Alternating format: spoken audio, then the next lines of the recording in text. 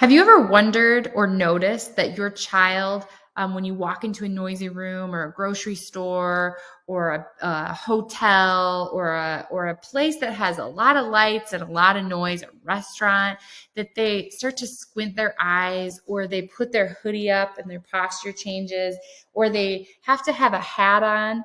And no matter how many times you ask them to take their hat off at the restaurant or wherever you are, they really have to have their hat doing this or their hood doing this. Have you ever wondered, why is my kid doing this? Or why am I doing this? And I want to tell you that there are no purposeless behaviors. In fact, there is a reason for all behaviors. When we develop our brain-based lens, we can start to understand how to determine why we're seeing the behaviors we're having.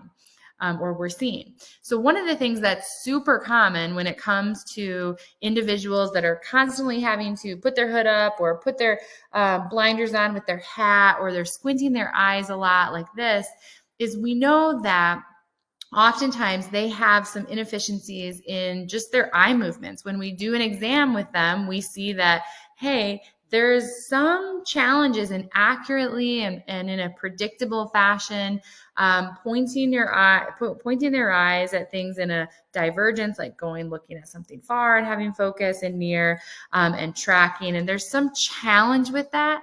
And when there's more stress, more sensory input in their environment, sometimes you'll see that they want to reduce the complexity of this system, which is accomplished by putting a hood up or putting a hat on. So we can start to understand why we're seeing some of the behaviors and not just try to cover them or extinguish them, understanding why, and then using some of our tools that your Brain Blossom doctor is trained to use, and the program to help improve efficiency, which will just help an individual have better connection, learning, and engagement in their world.